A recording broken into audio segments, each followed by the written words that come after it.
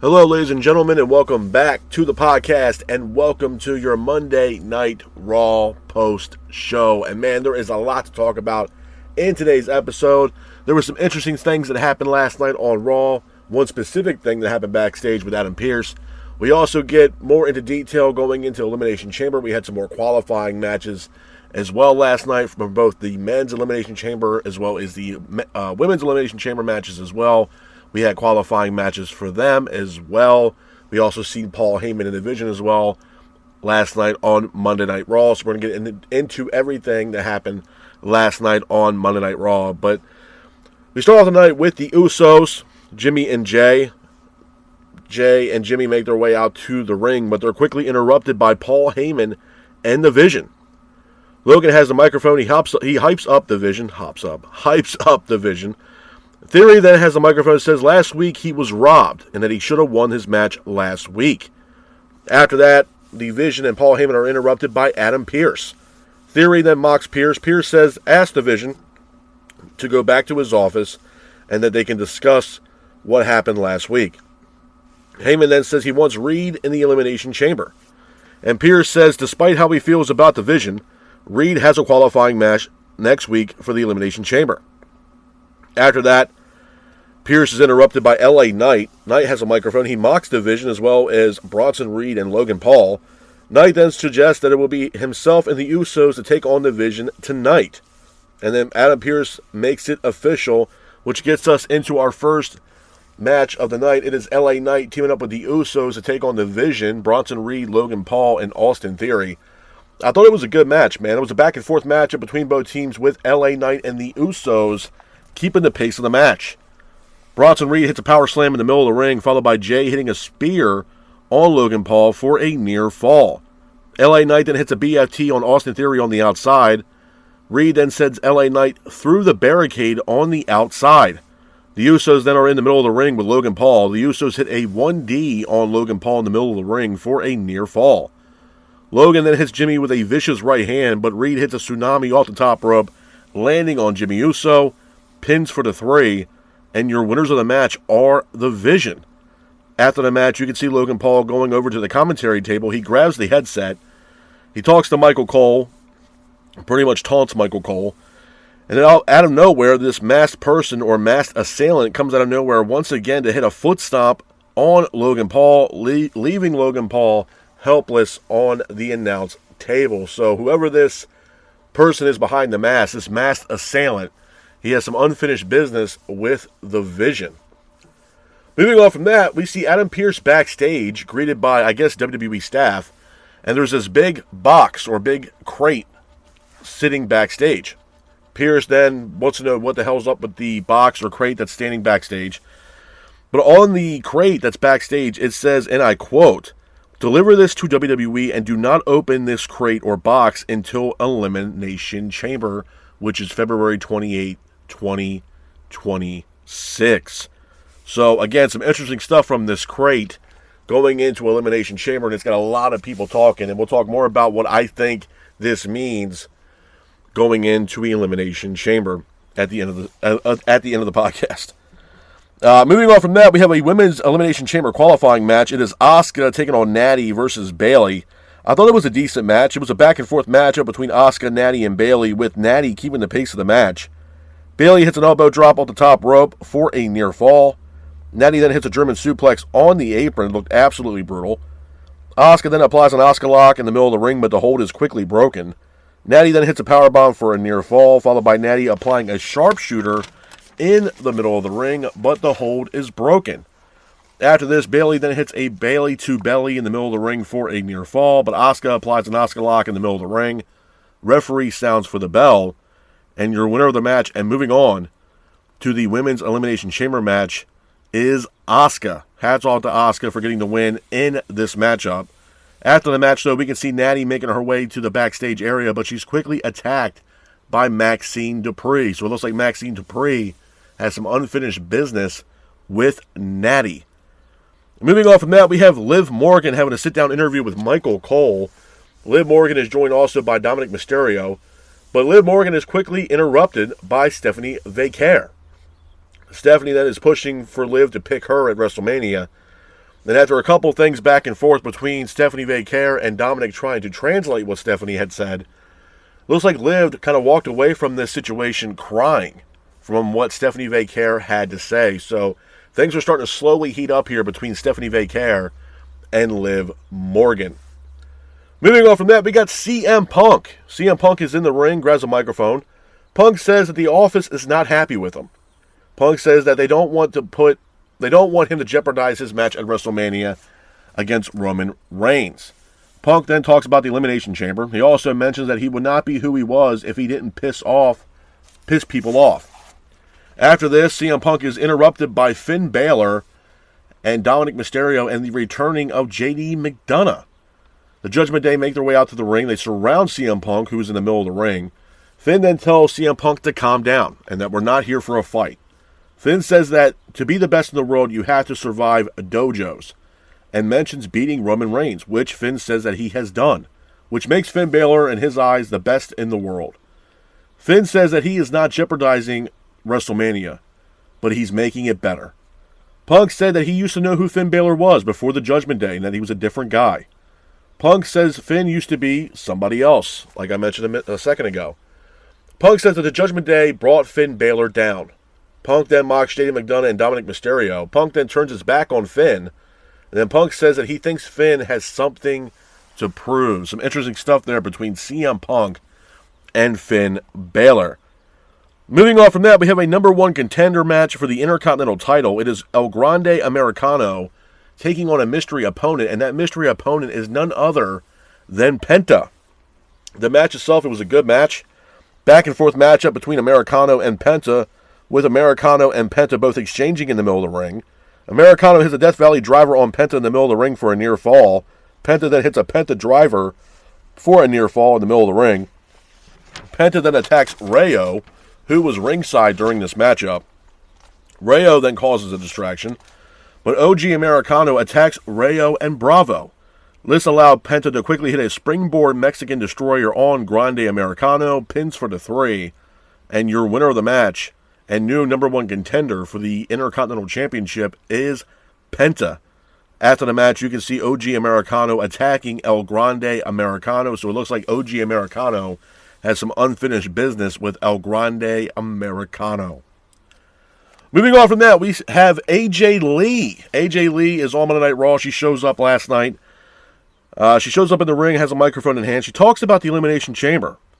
But AJ Lee also mentions that she has not had a singles match in over a decade. AJ Lee talks about her title run and the butterfly belt that the Women's Championship used to be, the Divas title, and what she brought to the table having that title. AJ Lee mentions that she wants to compete against other women on the roster. She mentions Rhea Ripley. She mentions Natalya, and so on and so forth. AJ then also thanks Becky Lynch. She also talks about WrestleMania.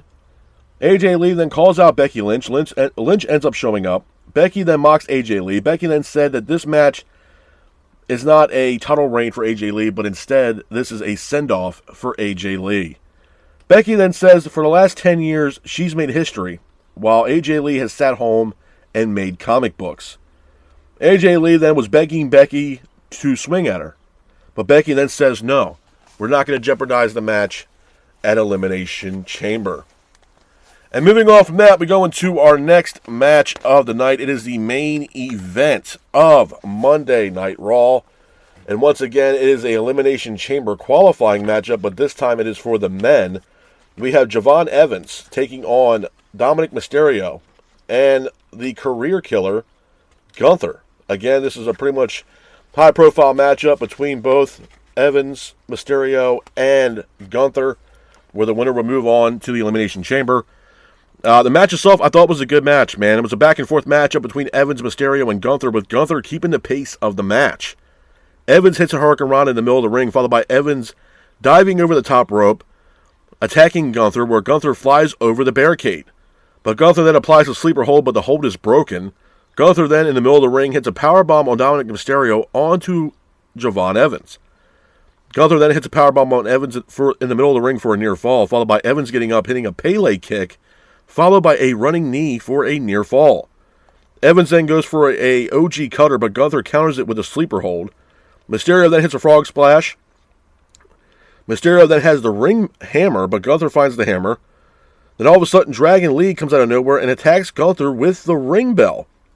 This allowed Dominic Mysterio to hit a 619 in the middle of the ring, but Evans somehow hits an OG cutter in the middle of the ring, pins for the 3, and your winner of the match, and moving on to the Elimination Chamber, is Javon Evans. Hats off to Javon Evans for getting the win in this matchup.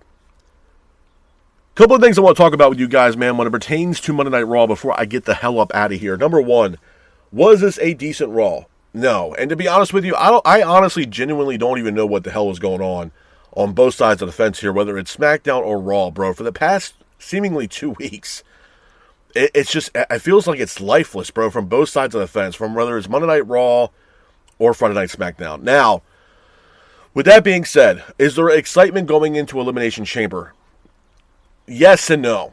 To be honest with you, one of the big vocal points that I want to talk about first, and the most exciting thing going into Elimination Chamber, is this box or crate that showed up last night backstage on Monday Night Raw. And Adam Pearce had saw this crate or box, and on the crate, or box if you will, it had stated that this goes to WWE. Do not open this box or crate into Elimination Chamber, and it had the date of February 28th, 2026. Now, this has got a lot of people talking.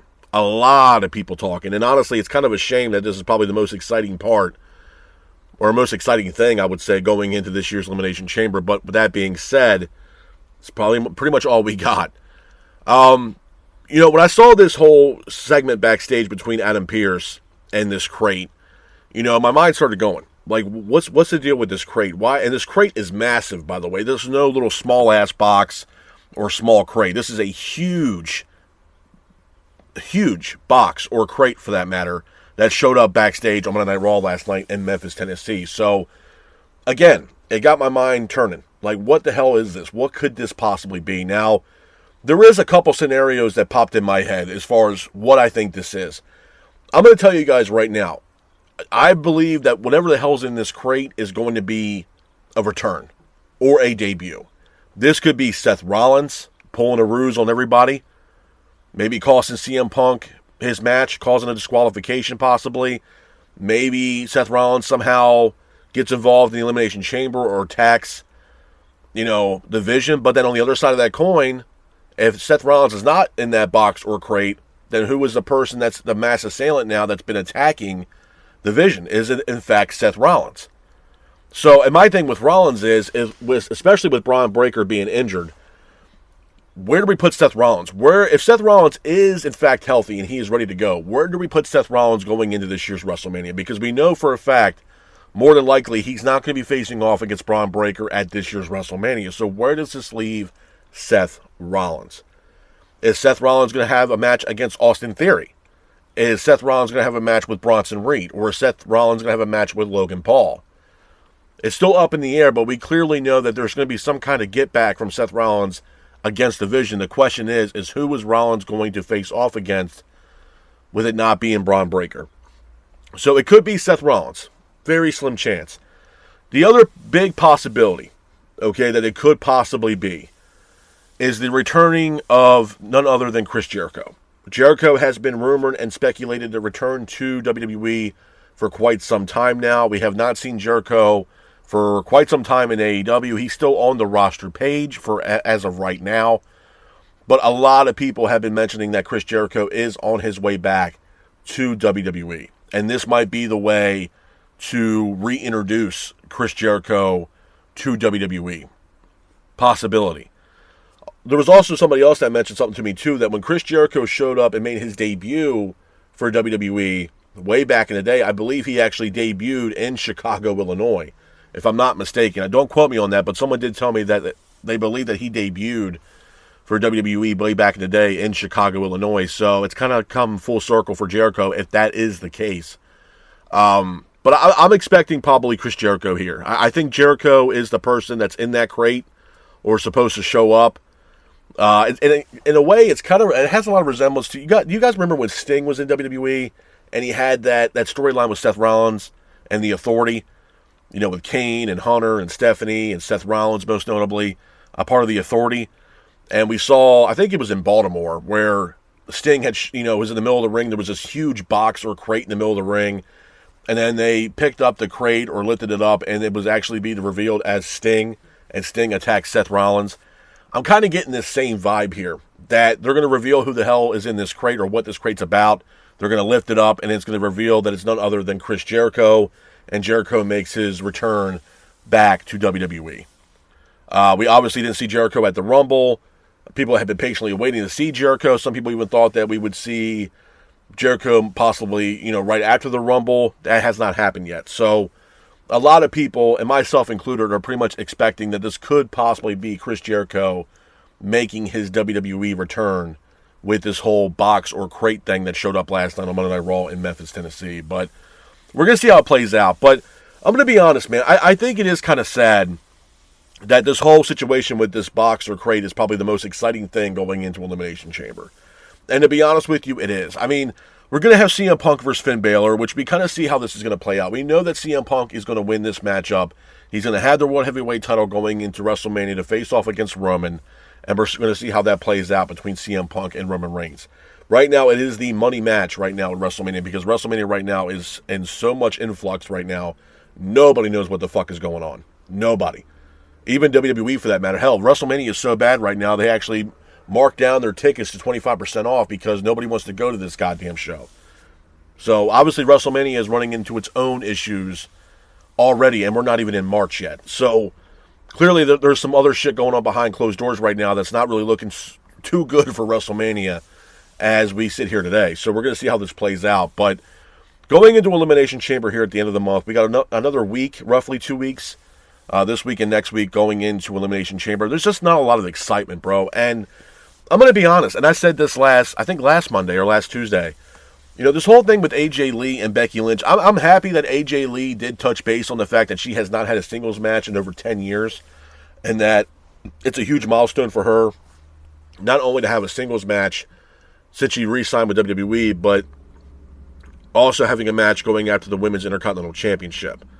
So it does mean a lot to AJ Lee, and it's a huge milestone for her to have a singles match when, like she said, it's been over 10 years. It's been a decade since we've seen AJ Lee in a singles match in WWE. It's been about 10 years. So, with that being said, yeah, it's kind of shitty in the aspect that it surpasses other women in the division that could possibly go after the Women's Intercontinental Champion. Some women that have been there for a while now, busting their ass trying to get an opportunity at the Intercontinental Championship. But I can see why they're doing it. There's a storyline in itself between AJ Lee and Becky Lynch that stems back from WrestlePalooza. And I'm happy that they're finally running it back now with AJ Lee and Becky Lynch. Obviously AJ Lee going into Chicago, Illinois, she's going to have a huge ovation from the crowd. They, her and CM Punk live in the Chicago area. CM Punk is from Chicago. Obviously, AJ Lee and CM Punk are going to get a huge ovation from the crowd. Huge ovation. But I got to be honest, man, the build-up towards this matchup between AJ Lee and Becky Lynch, it is absolutely lackluster. The past 2 weeks, we got this back-and-forth banter between AJ Lee and Becky Lynch, and honestly, it is mind-numbing as all hell. To be honest with you, and this might be far-fetched for a lot of y'all, man, but I can honestly genuinely give a rat's ass about this matchup. To be honest with you, and it's not me shitting on AJ Lee. I think it's great that she's back in the confines of WWE, but my issue with AJ Lee, and I'm going to say this, I said it then, I'm going to say it now, is the severity of this part-time schedule that AJ Lee has right now. This is the first time we've seen AJ Lee literally back-to-back on Monday Night Raw since she signed with WWE. And I would say since the Seth Rollins and Becky Lynch shit. It's been a minute. We're talking since WrestlePalooza, which, if I'm not mistaken, I think WrestlePalooza was roughly around, August, September, something like that. Sometime in the summer. So, it's been a while, and here we are going into almost March. So, I'm worried about the part-time schedule because her schedule for WWE is very, very, very limited and very, very selective on when she wants to work, what dates she wants to work, and so on and so forth, or what events that she's actually willing to work for WWE. So, the storyline is going to lack. And I think with Becky, and AJ Lee are trying to turn chicken shit into chicken salad, and it just ain't working. It's just not. If I'm being 100% blunt with y'all, it's not working. Sometimes people can turn chicken shit into chicken salad, and sometimes it works. I've seen it in professional wrestling countless times. This shit here ain't working. It's just not working. I don't think a lot of people can get behind this match because of the lack of storyline. This could have been something that they could have had, AJ Lee could have showed up at the Rumble, so on and so forth. I mean, it feels very lackluster. AJ Lee could have came into the Rumble, eliminated Becky Lynch, or vice versa, and it could have built on more to a story here between AJ Lee and Becky Lynch than just, okay, we're going to run a match back that happened a while back ago in a mixed tag team matchup that happened at WrestlePalooza. You know what I'm saying? It's lackluster, man. And even the Elimination Chamber, besides the match we got last night in the main event between Evans, Gunther, and Mysterio, a lot of the matches for both the men and the women's side of things for the qualifying matches have been very, very predictable, bro. Very predictable. Besides last night where we had Javon Evans actually win and qualify for the Elimination Chamber, and I'm not against it. First and foremost, I think Javon Evans is one of those talents, man, where he has a very high ceiling. That dude in the ring is incredible. That OG cutter, bro, he literally flies from one side of the ring damn near to the other side of the ring to hit that OG cutter. It's probably one of the most best cutters in all professional wrestling. Javon Evans has a very, very high ceiling. I see him as a future Intercontinental Champion. I see him as a future World Champion. And I think he's only 22 or 23 years old. Javon Evans has a lot of time to develop. And right now, he's already getting people's attention since he's been on Monday Night Raw, man. And Javon Evans, I mean, sky's the limit for that dude, bro. I'm very impressed with Javon Evans, man. He's very athletic. He's good on the microphone. The entrance music is awesome. And you can build a roster around a guy like Javon Evans. I said the same thing about Trick Williams. Absolutely. Javon Evans is definitely a star for WWE. But I wasn't shocked with the outcome. I mean, Gunther going into this, I don't know really what it would do for Gunther, because Gunther can't lose. And I'm not sitting here, technically it's not a singles match. I don't want to see Gunther lose until we get to WrestleMania, which also gets me to my next point about Gunther.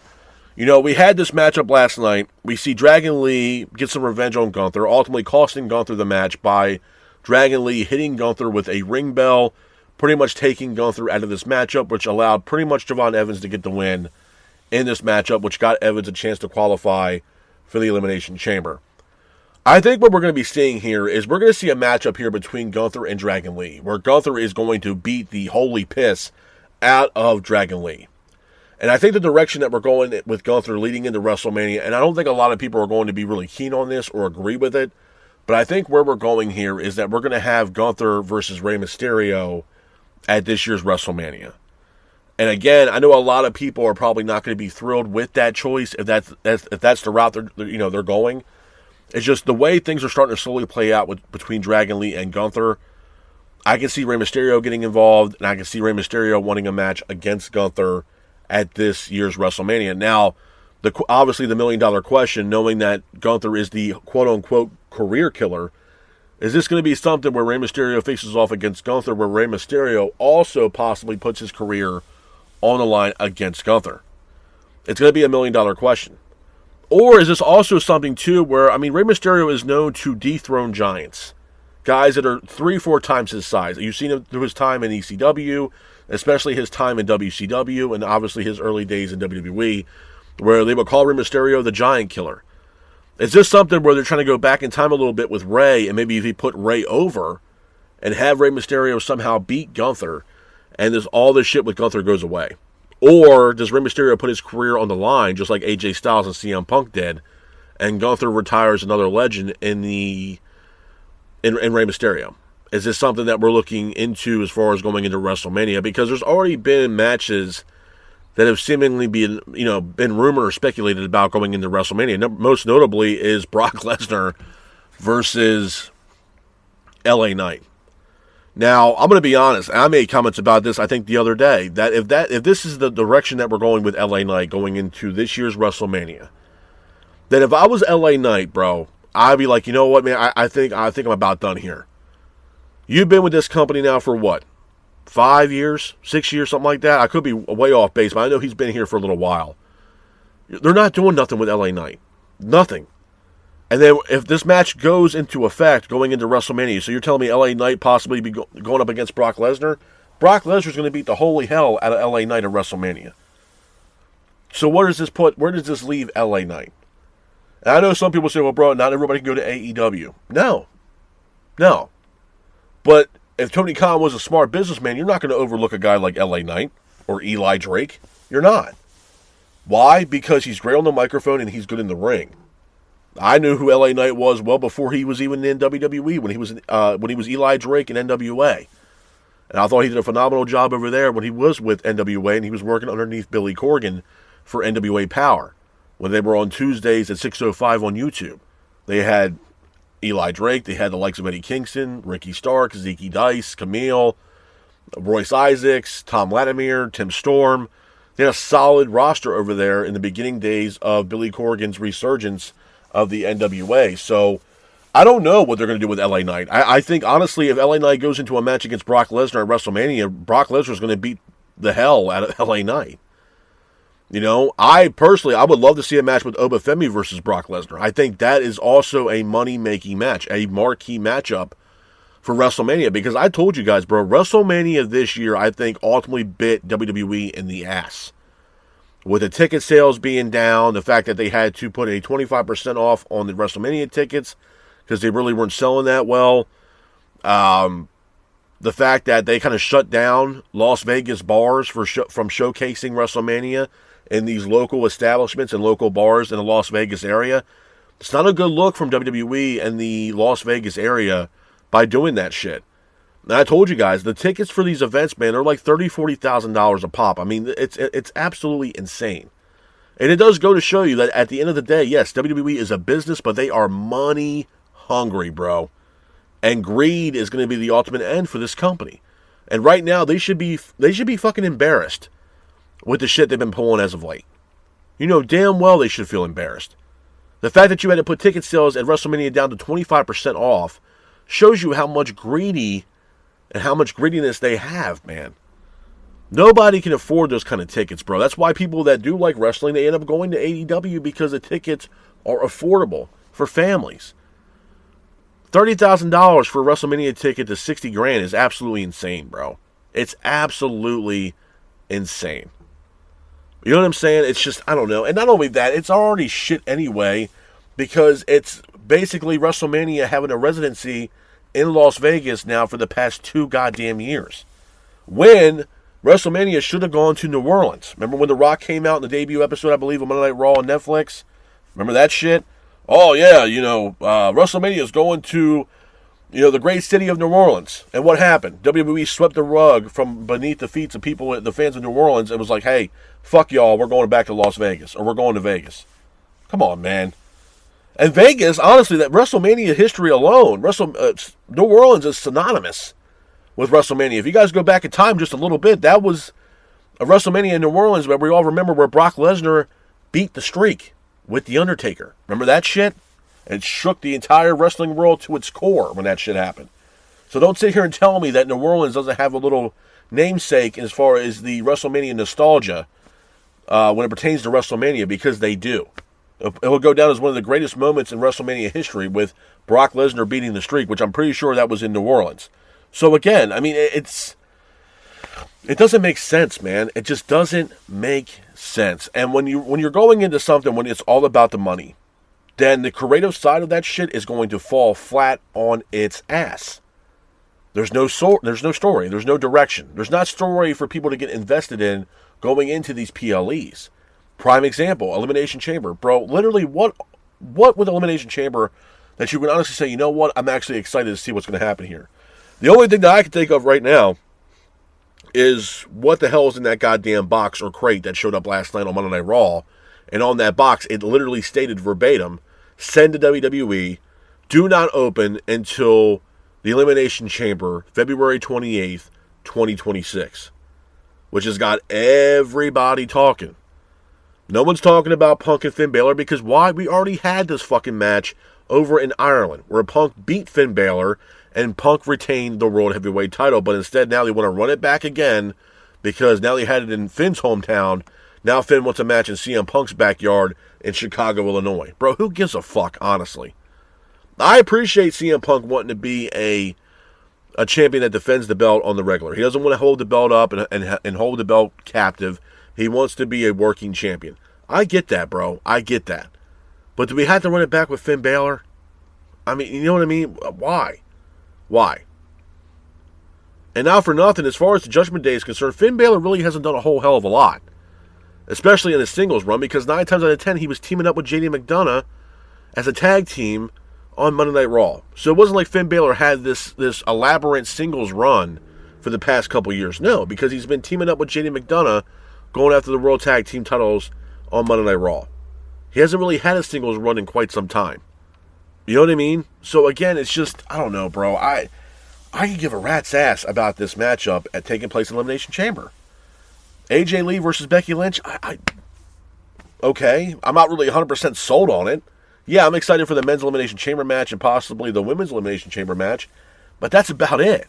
Majority of my excitement, like I said earlier, is what's this whole crate or box about that showed up last night on Monday Night Raw, which is an absolute shame that a lot of people, and myself included, are more excited to see what the hell's going on with this damn box or crate that showed up last night on Raw than the entire Elimination Chamber event in itself. It says a lot, bro, because nobody can get really invested behind this PLE. Lackadaisical storylines, very predictable qualifying matches. It's just, where's the change, bro? Where's the shakeup? Like I said, WWE is just playing it safe. Most notably, Triple H. He is playing it safe, man. He is playing the slow game, and the well is starting to run dry. You got to figure some shit out, bro. You got to figure something out. You got the biggest event in pro wrestling ever, the Super Bowl professional wrestling happening seemingly in about 2 months from now. Let's start getting some build, bro. Let's start getting some matches and some more storylines build up so we can go in to WrestleMania. Because, another prime example, what's next for Jade Cargill, bro? Honestly.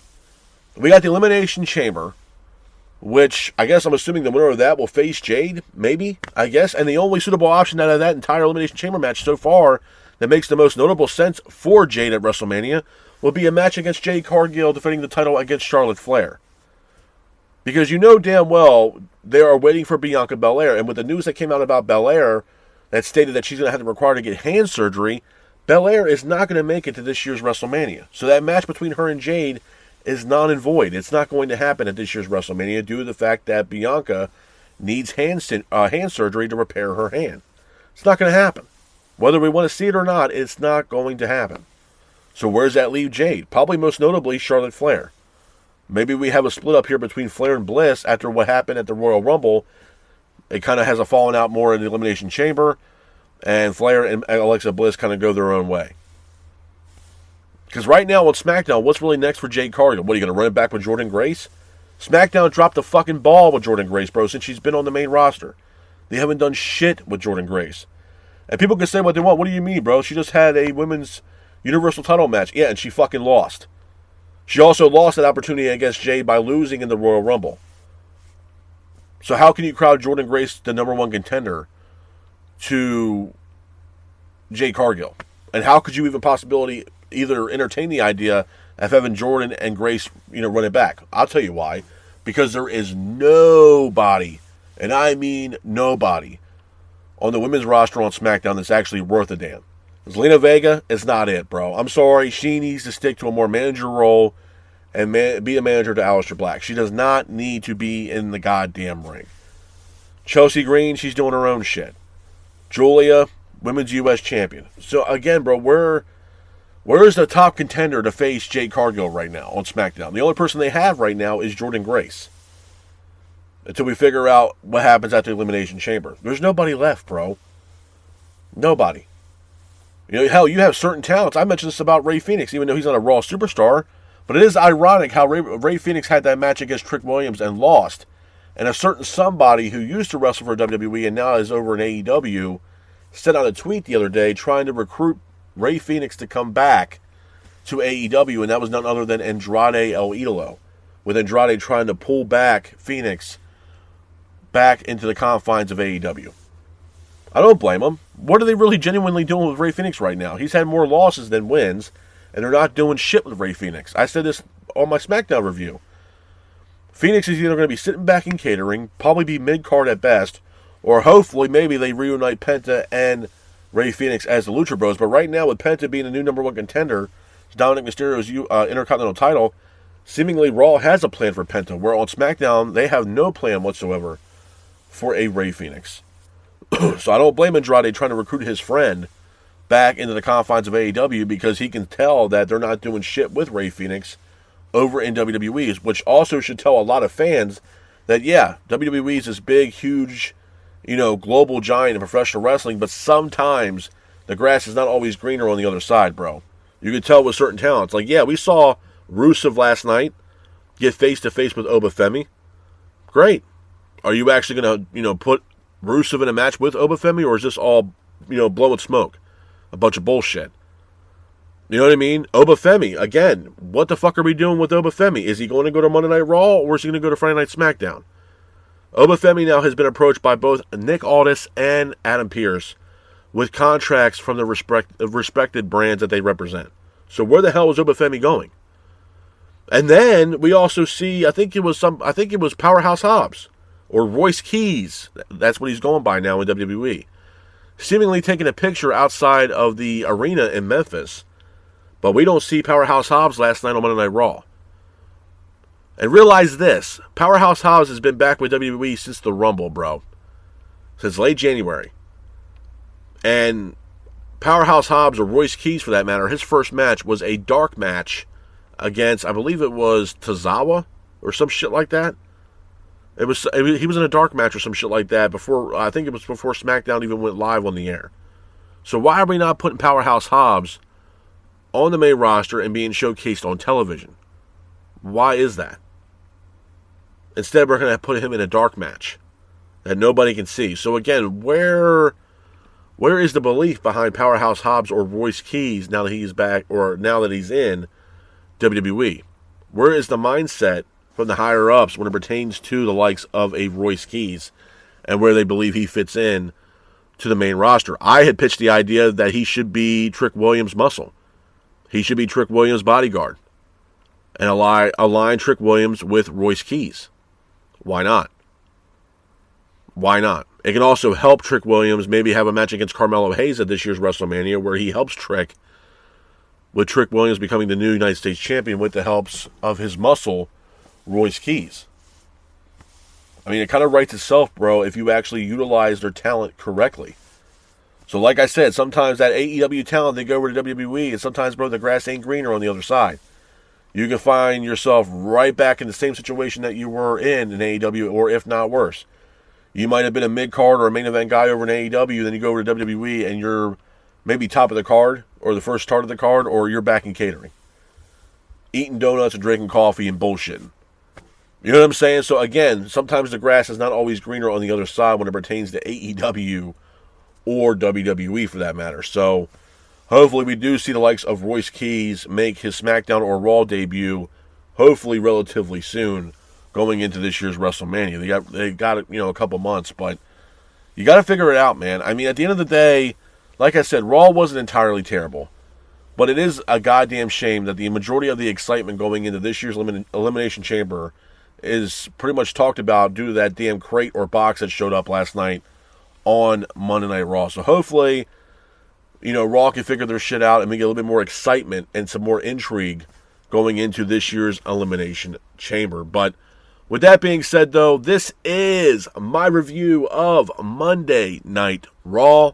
I hope you guys are out there staying safe, be careful, and remember, stay classic. Peace.